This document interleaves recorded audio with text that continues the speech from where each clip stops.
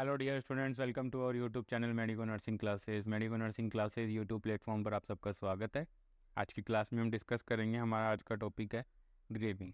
Crash course की class है हमारी आज की ये, और इस क्रैश कोर्स की क्लास में हम जो भी इंपॉर्टेंट पॉइंट्स है जो कि आपकी upcoming nursing officer recruitment examination में आपसे पूछे जा सकते हैं, उन सारे टॉपिक्स को हम की पॉइंट्स के रूप में देख रहे हैं।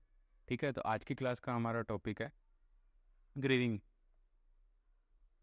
ठीक है, ग्रीविंग का मतलब होता है कोई भी इंडिविजुअल जब किसी लॉस का एक्सपीरियंस करता है, चाहे वो पर्सनल लॉस हो, चाहे उसका फाइनेंशियल लॉस हो, स्पिरिचुअल हो, मेंटल हो, ठीक है, फिजिकल लॉस हो, जैसा भी लॉस हो, उस लॉस को जब वो एक्सपीरियंस करता है, व्हेन एन इंडिविजुअल व्हेन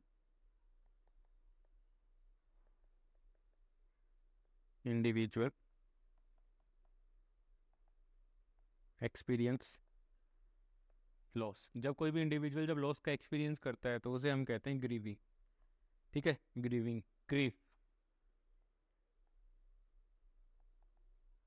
नाम सुना होगा आप लोगों ने। ग्रीफ, ग्रीफ का मतलब होता है दुख।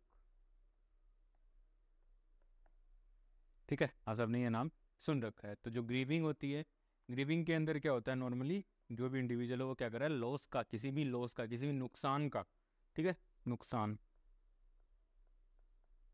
किसी भी नुकसान का क्या कर रहा है, वो एक्सपीरियंस करता है। ठीक है, तो अब वो जो लॉस है वो कितने प्रकार का हो सकता है। तो फर्स्ट वन जो उसका टाइप है वो आया आपका एक्चुअल लॉस। पहला टाइप इसका क्या है, एक्चुअल लॉस। तो स्टूडेंट, एक्चुअल लॉस क्या होता है? एक्चुअल लॉस वो होता है जो दूसरों के द्वारा वैलिडेट किया जाता है। ठीक है, वैलिडेट बाय अदर्स, कि हाँ भाई फलाने का कुछ लॉस हो गया, वो सब हम सामने से बोल रहे हैं, हाँ यार ये तेरा नुकसान हो गया, हाँ यार ये हो गया। जैसे कि मान लीजिए कोई इंडिविजुअल है, वो फेल हो जाता है किसी एग्जाम में, तो हम सारे लोग समझते हैं कि भाई वो अच्छे से मेहनत कर रहा था, लेकिन उसके बाद भी वो फेल हो गया, तो हम क्या कहेंगे उसको कि हाँ भाई तेरा नुकसान हो गया। ठीक है, कोई फाइनेंशियली ठग लिया जाता है, मान लीजिए आजकल जो बहुत सारे स्कैम चल रहे हैं, ऑनलाइन फ्रॉड हो रहे हैं लोगों के साथ, अगर कोई फाइनेंशियली फ्रॉड हो जाता है तो हम क्या कहेंगे कि हाँ भाई इसके इसके साथ ये लॉस हुआ है। या किसी के घर में कोई डेथ हो जाए तो हम ये कहेंगे वैलिडेट बाय अदर्स, कि दूसरे लोग उसको देख के पता लगा सकते हैं कि हाँ भाई ये एक नुकसान है। ठीक है, तो दूसरे लोग उसको वैलिडेट कर रहे हैं। वैलिडेट करने का मतलब है कि प्रूव कर रहे हैं कि हाँ ये नुकसान हुआ है। नेक्स्ट वन है परसीव्ड लॉस। परसीव्ड लॉस का मतलब वो होता है स्टूडेंट कि जो इंडिविजुअल खुद परसीव करता है, खुद जानता है कि हाँ मेरा लॉस हुआ है, नॉट वेरीफाई बाय अदर, इसमें दूसरे लोगों का इन्वॉल्वमेंट नहीं होता, दूसरे लोग इसको वेरीफाइड नहीं करते हैं। Not validate by others, not validate by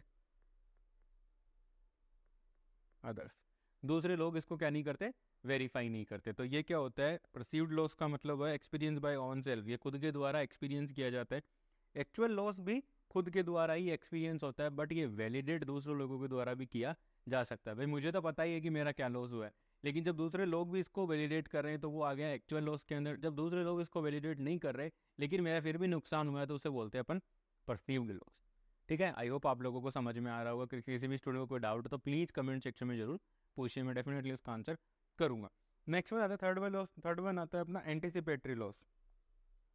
third one आता है अपना एंटिसिपेटरी लॉस। तो एंटिसिपेटरी लॉस की बात करें स्टूडेंट्स की, एंटिसिपेटरी लॉस का मतलब है कि भाई लॉस हुआ नहीं है, just before the occurrence of loss, just before the occurrence of loss, कि भाई लॉस हुआ नहीं है, होने वाला है।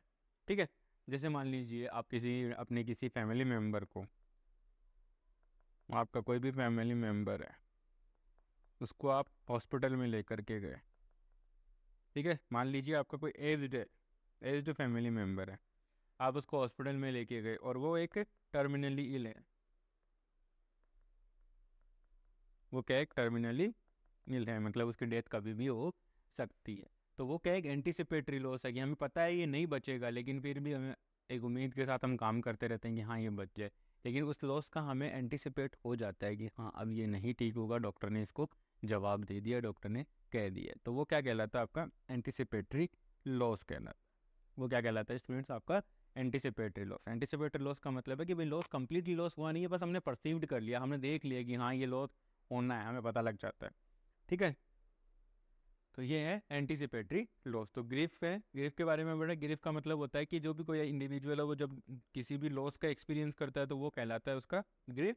ठीक है, जब कोई दुख हो या कोई लॉस हुआ हो, एक्सपीरियंस कर लॉस का एक्सपीरियंस करो तो वो कहलाता है उसका ग्रीफ। ग्रिफ तीन प्रकार के, ग्रिफ की जो टाइप है वो तीन प्रकार के होते हैं, एक्चुअल लॉस, परसीव्ड लॉस और एंटिसिपेटरी लॉस। पर एक्चुअल लॉस दूसरे लोग मतलब खुद को तो पता ही होता है लॉस हुआ है, लेकिन अगर खुद दूसरे लोग भी उसको वैलिडेट कर रहे हैं तो वो क्या कहलाएगा, एक्चुअल लॉस।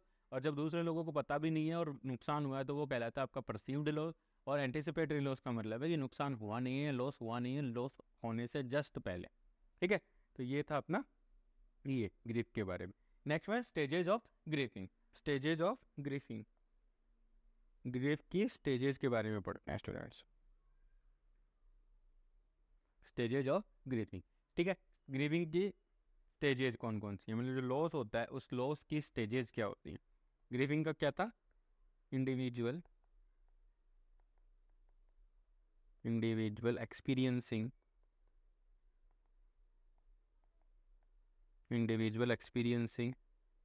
लॉस।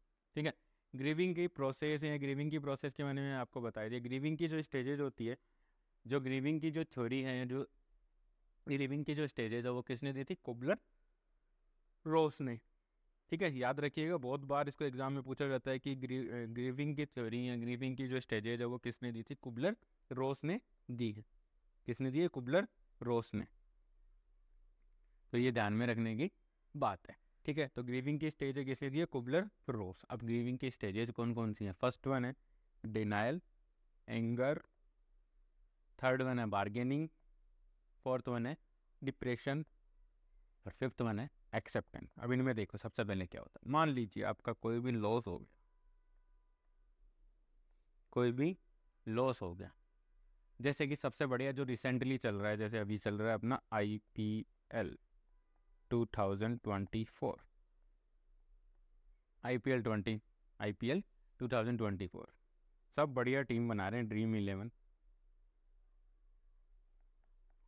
11 में लोग टीम बना रहे हैं, वहाँ पे आपने लगा दिए हैं भैया 1 लाख रुपए, 1 लाख रुपए आपने वहाँ पे लगा करके टीम बना दी है, और आप हो 1 करोड़ के इंतजार में आप। ठीक है, अब आप हो 1 करोड़ के इंतजार में, क्योंकि 1 लाख लगा दिया भैया, 1 करोड़ चाहिए अब। ठीक है, तो पहला आपने लगाए थे चेन्नई पे,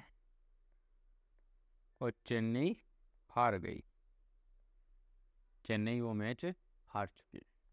ठीक है जी, अब देखो चेन्नई मैच हार गई, तो चेन्नई के मैच हारते ही आपके 1 लाख गए पानी में, आपके 1 लाख चले गए पानी में। पानी में जाते ही जो भी इंडिविजुअल, जैसे कि मैं बात करूं रमेश, ये रमेश है कोई, उसने लगाए। ठीक है, रमेश ने 1 लाख रुपए चेन्नई पे लगाए, चेन्नई मैच हार गई। ठीक है, तो अब रमेश की स्टेजेस देखते हैं, रमेश को क्या हो गया, लॉस। 1 लाख का लॉस हुआ है तो लॉस हो गया ना, रमेश को हो गया लॉस, रमेश चला गया ग्रिफ में, रमेश दुखी है। अब रमेश दुखी है तो रमेश की जो ग्रीफिंग की जो स्टेजेज है वो शुरू हो जाती हैं। ठीक है, यहाँ से शुरू हो जाती हैं स्टेजेज ऑफ ग्रीफिंग। ग्रीफिंग की जो ग्रीफिंग की स्टेजेज है, ग्रीफ की जो स्टेजेज है वो देखना, यहाँ पर क्या हो रहा है, ग्रीफ की स्टेजेज शुरू हो जाती हैं, ग्रीफ की स्टेजेज शुरू हो जाती है। ग्रीफ की स्टेजेज में सबसे पहले आता है अपना डिनायल, पहला पॉइंट आता है आपका डिनायल। डिनायल आया, रमेश को जैसे ही पता लगा चेन्नई मैच आ रहा है, रमेश फुल कॉन्फिडेंट था कि भैया चेन्नई और धोनी है तो जीतने ही जीतने। चेन्नई मैच हार गई, चेन्नई के मैच हारते टेस्ट में रमेश को लगा झटका, रमेश बोल रहा है ऐसा तो हो ही नहीं सकता, चेन्नई मैच हार ही नहीं सकती, धोनी की टीम मैच हार ही नहीं सकती, क्योंकि उसमें जड्डू खेल रहा था। ठीक है, अच्छे अच्छे सारे खिलाड़ी उसी में थे, फिर वो कैसे हार गए। ठीक है, तो भैया ये हो गया डिनाइल। डिनाइल में क्या करता है, जब भी किसी इंडिविजुअल को कोई लॉस होता है तो सबसे पहले वो क्या करता है, मना कर देता है कि नहीं ये मेरा हो ही नहीं सकता, ये तो हो ही नहीं सकता, मैंने तो चेन्नई पे फुल कॉन्फिडेंस से 1 लाख रुपए लगाए, हो ही नहीं सकता कि वो हार जाए। ठीक है, तो पहला हो गया डिनाइल। डिनाइल मतलब refuse to accept, refuse to accept, accept करने से ही रिफ्यूज कर देता है कि भाई हार गई, ना ना हार ही नहीं सकती, 1 लाख रुपए लगा हुआ था, धोनी था, जड्डू था उस टीम में, कैसे हारेगी। उसके बाद स्टेजेज आती है एंगर, सेकंड स्टेज आती है एंगर की सेकंड स्टेज आती है स्टूडेंट्स, किसकी आती है? एंगर की सेकंड स्टेज आती है एंगर। अब भाई साहब जो भी उससे बात करे, उसको समझाने की कोशिश करे, उस पर एकदम गुस्से से बात कर रहा है, तुम होते कौन हो मुझे बताने वाले, कोई ये हार ही नहीं सकती है। डिनाइल के बाद एंगर आ रहा है, गुस्सा आ रहा है उसको कि मैंने क्यों किया ऐसा, ऐसा कैसे हो गया, क्यों हो गया, मैंने तो सारा प्लान के साथ सेट किया था। ठीक है, anger, show anger to every individual person and situation। जब भी इंडिविजुअल जो भी पर्सन है उससे भी गुस्सा करता है, जो भी उससे बात करता है उससे वो गुस्सा करता है, साथ के साथ उसे कोई भी सिचुएशन है, कुछ भी अच्छा बुरा जो भी हो रहा है उसके साथ उसको गुस्सा आना शुरू हो जाता है। तो दो काम हो गए, चेन्नई की हारते ही बोला हार ही नहीं सकती। उसके बाद थोड़ा बहुत उसने सोचा समझा कि हाँ हार गई, अब आ रहा है उसको गुस्सा कि मैंने क्यों किया, किसने हराया, कैसे हराया, ऐसा कैसे हो गया। ठीक है, उसके बाद आता है बार्गेनिंग, थर्ड वन स्टेज आती है अपनी बार्गेनिंग की। थर्ड वन स्टेज आती है बार्गेनिंग की। तो फिर बार्गेनिंग के अंदर देखो क्या होता है, बार्गेनिंग के अंदर इंडिविजुअल क्या करता है? रेशनलाइजेशन करता है। रेशनलाइजेशन द इंसिडेंट, जो भी लॉस हुआ है, जिस भी इंसिडेंट की वजह से लॉस हुआ है, उसको वो क्या करता है? बार्गेनिंग करता है। बार्गेनिंग, यार अच्छा नहीं खेला इस वजह से हार गया, जड्डू नहीं चला, जड्डू ने विकेट नहीं लिए, जड्डू ने रन नहीं बनाया, धोनी ने अच्छी कीपिंग नहीं की, धोनी ने अच्छे रन नहीं बनाए। तो ये क्या करना शुरू कर देता है? बार्गेनिंग कर देता है कि ये कैसे हो गया, क्यों हो गया, कब हुआ, कैसे। ठीक है, वो सारी चीज़ें क्या करना शुरू कर देता है? वो बार्गेनिंग करना शुरू कर देता है। नेक्स्ट वन हमारी स्टेज आती है डिप्रेशन। अब भैया बार्गेनिंग वार्गेनिंग सब हो गई है, ठीक है, अब आ गया डिप्रेशन। 1 लाख रुपए लगा करके जब 1 लाख रुपए हार गए, तो दूसरे दिन तो घर से निकलने की हिम्मत ही नहीं होती। ठीक है, तो अब आ गया इंडिविजुअल को कि रमेश को क्या आ गया है? डिप्रेशन। अब रमेश एक कोने में बैठे हैं, ठीक है, no interest, no interest in surrounding. मैं बिल्कुल शॉर्ट में लिख रहा हूँ, सराउंडिंग्स के अंदर कोई इंटरेस्ट नहीं है। अब हार गए, अब आईपीएल देखेंगे ही नहीं, आईपीएल 2024 तो देखेंगे ही नहीं, मैच लगाने की बात तो दूसरी है, अब तो देखेंगे ही नहीं हमें। ठीक है, क्योंकि चेन्नई हार गई, 1 लाख रुपए का नुकसान हो गया, डिनाइल, बार्गेनिंग कर दी, डिप्रेशन कर लिया, एंगर आ गया, सब आ गए, चारों स्टेज आ गई। ठीक है, डिप्रेशन मतलब अभी अब कोई अब आप नहीं लगाएंगे भैया मैच, ना ना, खत्म। ठीक है, तो मैच नहीं लगाएंगे, कोई इंटरेस्ट नहीं है किसी के साथ कोई बातचीत करने में, तो वो क्या हो जाता है? इंडिविजुअल डिप्रेशन चला जाता है। क्यों चला गया? क्योंकि उसको लॉस हुआ है, रमेश को 1 लाख रुपए का नुकसान हो गया, तो वो डिप्रेशन में चला गया। ठीक है, उसके बाद आती है लास्ट वन स्टेज आती है एक्सेप्टेंस। एक्सेप्टेंस, अब 1 लाख रुपए का हो गया नुकसान तो हो गया, तो अब जो बड़े बुजुर्ग हैं वो क्या करते हैं? समझाते हैं फिर रमेश को। ठीक है, यहाँ पे मैं सीधा रमेश का नाम लिख रहा हूँ, आ रहे हैं Ramesh accept the loss of 1 lakh in dream. अब रमेश क्या कर रहा है? ठीक है, सब सब सबने समझाया कि रमेश हो गया, हो जाता है, दोबारा कमा लेना, ऐसे कर लेना, वैसे समझाया थोड़ा, तो रमेश ने क्या किया? उस चीज़ को एक्सेप्ट कर लिया कि भाई हाँ ठीक है, मेरा नुकसान हो गया, मैंने मंजूर कर लिया, अब मैं इसका काम नहीं करूँगा। तो वो क्या कर रहा है? ये क्या कहलाता है आपका? एक्सेप्टेंस। तो ये पांचों जो मैंने अभी आप लोगों को बताई हैं, वो क्या है? ये हैं स्टेजेज ऑफ ग्रीफ की। ठीक है, ग्रीफ की स्टेजेज हैं, जो कि किसने दिए? कुबलर रोस ने दिए। किसने दिए? कुबलर रोस ने दी हुई हैं। ठीक है, तो ये थी अपनी ग्रीफ की स्टेजेज। ठीक है, अब नेक्स्ट हम बात करते हैं, अगर किसी भी स्टूडेंट को कोई भी डाउट है इस ग्रीफ की स्टेजेस से रिलेटेड, प्लीज़ आप कमेंट सेक्शन में मेरे से पूछिए, मैं डेफिनेटली उसका आंसर करूँगा। ठीक है, नेक्स्ट हम चलते हैं ट्रायल। ग्रिफ के बारे में हमने पढ़ लिया, ग्रिफ के बारे में मोस्ट इंपॉर्टेंट क्वेश्चन आते हैं, एक तो स्टेजेस पे, एक ग्रिफ कुबलर रोस ने दी थी, ये क्वेश्चन आता है, और ग्रिफ में एक्चुअल लॉस, परसीव्ड लॉस और एंटिसिपेटरी लॉस, इनके बारे में क्वेश्चन पूछा जाता है। ठीक है स्टूडेंट्स, तो अब है हमारे पास नेक्स्ट हमारा पॉइंट आया ट्राइएज का। नेक्स्ट हमारा पॉइंट क्या है स्टूडेंट्स? ट्राइएज का। नेक्स्ट है ट्राइज। ट्राइज का आप नाम आपने सुना हो, ये मोस्ट कॉमनली जो ट्राइज है, ट्राइज का मतलब होता है, ट्राइज कब काम में लिया जाता है? In case of disaster, disaster, emergency situation, emergency conditions में लिया जाता है। ट्राइज का काम क्या है? ट्राइज होता क्या है? ट्राइज का मतलब होता है कैटेगराइज करना। किसी भी चीज़ को मान लो आप किसी भी चीज़ का ट्राइज बना रहे हो, अब हम अगर नर्सिंग से या हॉस्पिटल से रिलेटेड बात करें तो हम क्या करें? पेशेंट को कैटेगराइज करते हैं, पेशेंट का ट्राइज बनाते हैं, तो कैटेगराइजेशन करना, कैटेगराइजेशन ऑफ पेशेंट्स, पेशेंट और सिक, सिक पर्सन, जो भी पेशेंट है उनको हम क्या करते हैं? ट्राइज का यूज़ करके हम क्या करते हैं? उनको कैटेगराइज करते हैं। कैटेगराइज करने से फ़ायदा ये होता है स्टूडेंट्स की, कैटेगराइज करने के बाद हम क्या करते हैं, हमारे लिए चीज़ें थोड़ी सी सिंपल हो जाती है कि भाई किस पेशेंट को हमें सबसे पहले देखना है, किसको हम थोड़ा डिले कर सकते हैं। ठीक है, ऐसे तो हो सकता है किसी को छोटी सी चोट लगी है वो भी आगे आके खड़ा हो गया, और एक जिसको सांस ही नहीं आ रही, जिसका खून बह जा रहा है, वो लाइन में पीछे खड़ा है। तो ऐसा नहीं होना चाहिए। तो सबसे पहले जैसे ही कोई भी पेशेंट हमारे पास हॉस्पिटल में आता है तो हम उसको क्या लेते हैं? इमरजेंसी। इमरजेंसी में सबसे पहला काम क्या होता है? ट्राइज डिसाइड कर। ट्राइज डिसाइड करने का मतलब होता है कि भाई उसको देखो और उसको देख करके ये डिसाइड करो कि उसको केयर की ज़रूरत किस प्रकार से, अभी आगे मैं एक्सप्लेन करूंगा इसके अंदर।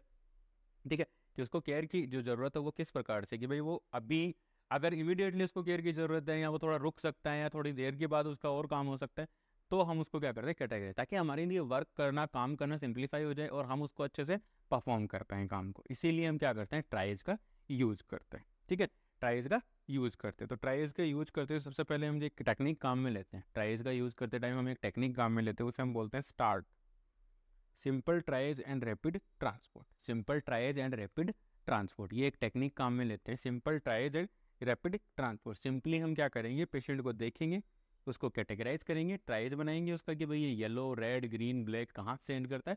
उसके बाद हम क्या करेंगे? उसका रैपिड ट्रांसपोर्ट कर देते हैं। क्या कर देंगे? रैपिड ट्रांसपोर्ट उसका कर देते हैं।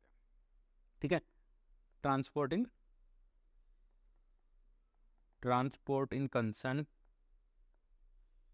कंसर्न डिपार्टमेंट उसके कंसर्न डिपार्टमेंट के अंदर हम क्या कर देते हैं? उसको ट्रांसपोर्ट कर देते हैं। ठीक है, और इसका जो ट्राइज है उसका यूज़ हमारे लिए क्या है? Categorisation of patient, categorisation of patient. ठीक है, simple triage and rapid transport. अब आपसे कोई पूछ सकता है, यहाँ से आपसे एमसीक्यू पूछा जा सकता है कि START, स्टार्ट का फुल फॉर्म बताइए। तो simple, simple triage and rapid transport, ये स्टार्ट की फुल फॉर्म है, आप इसको याद रखिएगा। ठीक है, ये स्टार्ट की क्या है? फुल फॉर्म है, simple triage and rapid transport, ये स्टार्ट की फुल फॉर्म है। यहाँ से डायरेक्टली आप लोगों के लिए क्या आ सकता है? एमसीक्यू, एक एमसीक्यू आ सकता है कि ट्राइज की ज़रूरत क्या है? To categorise the injured person, injured person को, इंडिविजुअल को, बीमार लोगों को कैटेगराइज करने के काम में लिया जाता है। ट्राइज जब भी हम करते हैं, जब भी हम पेशेंट को ट्राइज करते हैं, जो भी इंडिविजुअल, जो भी इंसिडेंट उसको ट्राइज करते हैं, तो उस कंडीशन के अंदर हम क्या करते हैं? कलर कोड को काम में लेते हैं। क्या काम में लेते हैं? एक कलर कोड काम में लिया जाता है, और उस कलर कोड के अकॉर्डिंग हम क्या करते हैं? पेशेंटों को केयर प्रोवाइड करते हैं। उसी कलर कोड के अकॉर्डिंग हम क्या करते हैं? पेशेंट को केयर प्रोवाइड करते हैं। ठीक है, तो अब इसमें जो कलर कोड काम में लिए जाते हैं, तो सबसे पहले कलर लिया जाता है, उल्टा चलते हैं मैं थोड़ा सा, नहीं सॉरी, सबसे पहले जो कलर काम में लिया जाता है वो लिया जाता है रेड। जो मैंने नाम लिख रखे हैं मैं उनको सेम इसी कलर से उसको डिनोट कर रखा है। आप भी इसके इस कलर कोडिंग का स्कीम को ध्यान रखिएगा, क्योंकि यहाँ से आपका एमसीक्यू बन सकता है। रेड कलर, रेड कलर का मतलब है immediate care required, immediate care required, seriously sick है वो, सीरियसली मतलब क्रिटिकली इल, अगर उसको इमीडिएटली ट्रीटमेंट नहीं मिला तो वो क्या कर सकता है? डेथ हो सकती है। ठीक है, तो उसकी क्या हो सकती है? डेथ। तो इसका मतलब है कि उसको रेड, अगर आप उसको क्या करोगे? रेड कैटेगरी के अंदर रखोगे। उसके बाद रखोगे आप येलो, येलो के अंदर है रिक्वायर्ड केयर, रिक्वायर्ड कि इसको केयर की ज़रूरत तो है लेकिन इमीडिएट नहीं है, आप थोड़ी देर के बाद इसको देख सकते हो। ठीक है, येलो मतलब रेड वाला बहुत ज़्यादा इंजर्ड है, अगर उसको अभी केयर नहीं मिली तो वो मर ही जाएगा। ठीक है, लेकिन अगर येलो वाला है उसको आप थोड़ा सा डिले भी कर देते हो केयर प्रोवाइड करने में, तो उसको हम क्या कर सकते हैं, थोड़ा सा वो बच सकता है। यहाँ पर है बहुत ही सीरियस, रेड कलर के अंदर किस किस पेशेंट को कैटेगराइज किया जाएगा, जो बहुत ही सीरियसली बीमार हो या फिर उसको बहुत ज़्यादा चोटें लगी हुई हो, खून बह रहा हो, उसकी डेथ होने के टाइम। येलो कलर के अंदर जैसे फ्रैक्चर वगैरह हैं, वो आप येलो कलर के अंदर रख सकते हो कि उनको केयर की ज़रूरत है, लेकिन अभी ऐसा नहीं है कि फ्रैक्चर की वजह से पेशेंट की डेथ हो सकती है। ठीक है, अगर कोई वेस्कुलर इंजरी नहीं हुई है या कोई क्रिटिकल ऑर्गन के अंदर कोई डैमेज नहीं हुआ है, तो आप फ्रैक्चर के पेशेंट को क्या कर सकते हो, येलो कैटेगरी के अंदर रख सकते हो। नेक्स्ट वन है ग्रीन। नेक्स्ट वन आता है अपना green, wait for some time. Wait for some time, इस कैटेगरी के पेशेंट थोड़ी देर वेट कर सकते हैं। क्यों कर सकते हैं, हैविंग माइनर इंजरीज, यहाँ पर केवल माइनर इंजरीज होती है, हैविंग माइनर इंजरीज। इन पेशेंट्स को, ग्रीन कलर की कैटेगरी वाले पेशेंट को क्या है, माइनर इंजरीज है। माइनर इंजरीज का मतलब है कि ये वेट कर सकते हैं, आप थोड़ी देर के लिए वेट करोगे तो भी इनको कोई प्रॉब्लम नहीं। ठीक है, इनकी डेथ होने के चांसेस कम होते हैं। नेक्स्ट वन आता है अपना ब्लैक। ब्लैक काला मतलब काला हो गया, खत्म, डेथ। जिस भी पेशेंट को आपने ब्लैक कलर की कैटेगरी के अंदर रखा है, इसका मतलब है कि उसकी डेथ हो चुकी है। उस पर आप अपना टाइम वेस्ट ना कीजिए, रेड येलो ग्रीन वालों को अपना टाइम दीजिए और वहाँ पर आप अपना काम करिए। ठीक है, तो ये था कलर कोड जो कि ट्राइज के अंदर हमें यूज़ करना होता है। और ट्राइज के अंदर इस कलर कोड को यूज़ करके स्टूडेंट हम क्या कर सकते हैं, हम पेशेंट को कैटेगराइज करते हैं और अच्छी से अच्छी केयर प्रोवाइड कर सकते हैं। ये डिजास्टर, बाढ़, अर्थक्वेक, भूकंप वगैरह की कंडीशन आती है, कोई एक्सीडेंट आ गया, कहीं पुल गिर गया, कहीं बिल्डिंग हो गई। ठीक है, ठीक है, in case of tsunami, flood, इनके अंदर इस चीज़ का हम यूज़ करते हैं और पेशेंट्स को या जो भी इंडिविजुअल पर्सन है, जो भी विक्टिम्स है, उनको हम क्या करते हैं, कैटेगराइज करके हॉस्पिटल तक पहुँचाते हैं और वहाँ पर उनको केयर प्रोवाइड की जाती है। ठीक है, आई होप आप लोगों को समझ में आया होगा। डिजास्टर से रिलेटेड अगर क्वेश्चन आता है तो वो ट्राइज, कलर कोड, इसी से रिलेटेड आता है। ये क्रॉस कोर्स आपको तैयारी को थोड़ा सा फाइन करने के लिए, आपकी तैयारी के अंदर आपने जितना भी आज तक पढ़ा है उस सबको रिवाइज करने के लिए मैंने ये क्रैश कोर्स डिज़ाइन किया है। आई होप आप लोगों को ये पसंद आया होगा। प्लीज़ इस क्रैश कोर्स की क्लासें आप ज़्यादा से ज़्यादा शेयर कीजिए, लोगों को सब्सक्राइब करवाइए, लाइक करवाइए, ताकि इस सब्सक्रिप्शन और लाइक से मेरे को मोटिवेशन मिल सके और मैं इससे मोटिवेट होकर के आप लोगों के लिए और भी अच्छे कंटेंट ला सकूँ। चलते अपने नेक्स्ट पॉइंट पे। अपना नेक्स्ट पॉइंट है इम्यूनोग्लोबुलिन्स। ठीक है, इम्यूनोग्लोबुलिन्स है part of immunity, sorry, it's a part of immune system, part of immune system, ये इम्यून सिस्टम का पार्ट है। इम्यूनोग्लोबुलिन्स क्या होती हैं, एंटीबॉडीज होती हैं। इम्यूनोग्लोबुलिन्स क्या होती है स्टूडेंट्स, एंटीबॉडीज होती हैं। क्या होती है, एंटीबॉडीज। एंटीबॉडीज होती हैं जो हमारी बॉडी को क्या करती हैं, protect from disease, protect from pathogens, pathogen से बचा करके रखने का काम करती है। तो जो इम्यूनोग्लोबुलिन्स है वो 5 प्रकार के होते हैं। अगर एक शॉर्ट फॉर्म में लिखना चाहूँ तो IgG, AMDE, गैमडी, ये एक फॉर्मूला है किसको याद रखने का, इम्यूनोग्लोबुलिन्स को याद रखने का। ठीक है जी, फॉर्मूला है किसको याद रखने का, इम्यूनोग्लोबुलिन्स को, गैमडी करके। तो सबसे पहले हम पढ़ते हैं IgA के बारे में।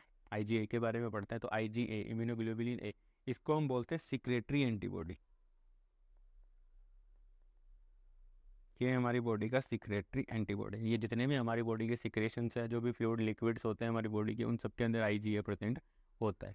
तो 10 to 15% ऑफ टोटल इम्यूनोग्लोबुलिन, जो टोटल इम्यूनोग्लोबुलिन्स हैं उनका 10 से 15% तो बना होता है किससे, IgA से बना होता है। और ये हमारी बॉडी के सिक्रेशंस के अंदर पाया जाता है। इस लाइन से आप लोगों के लिए MCQ आ सकता है। इस लाइन से आप लोगों के लिए MCQ आ सकता है कि बॉडी के सिक्रेशंस, टीयर है, नोज, टीयर के अंदर कौन सा पाया जाता है, ब्लड के अंदर, मिल्क के अंदर, पसीने के अंदर, ठीक है, सलाइवा के अंदर, इनके अंदर कौन सा इम्यूनोग्लोबुलिन है वो पाया जाता है। तो कौन सा पाया जाता है, देखो IgA पाया जाता है, क्योंकि IgA बॉडी की सिक्रेशन, जैसे कि ब्रेस्ट मिल्क में प्रेजेंट होता है, टीयर में है, स्वेटिंग में, सलाइवा, इनके अंदर IgA एंटीबॉडी प्रेजेंट होता है और ये हमारी रोगों से बचाने में हेल्प करता है। ठीक है, नेक्स्ट वन है IgD।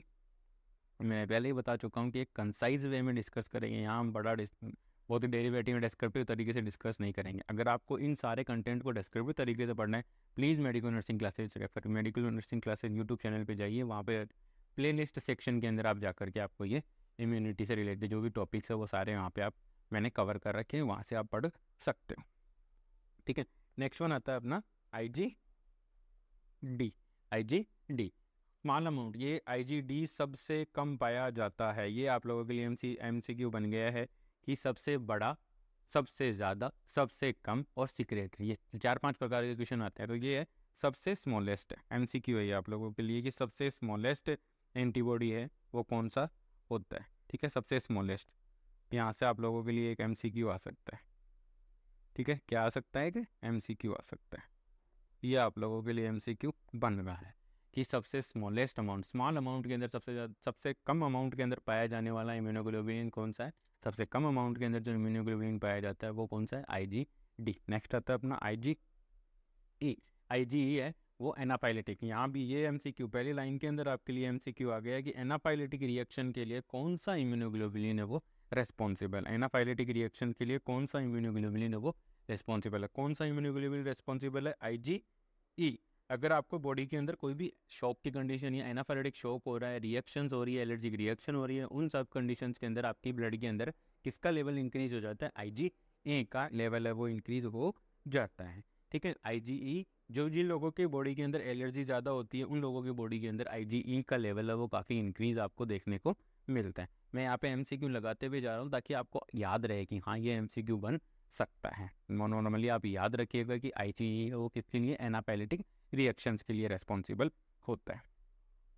नेक्स्ट वन है IgG। देखो पहली लाइन के अंदर एक MCQ दिखाया हुआ है कि it is the smallest immunoglobulin. MCQ है ये कि IgG है वो सबसे स्मॉलेस्ट एंटीबॉडी होता है। सबसे कम अमाउंट में कौन सा पाया जाता है, D। सबसे बॉडी सिक्रेशंस में कहाँ पर कौन सा पाया जाता है, A। बॉडी की एनाफाइलेटिक रिएक्शन या एलर्जिक रिएक्शन में कौन सा होता है, IgE।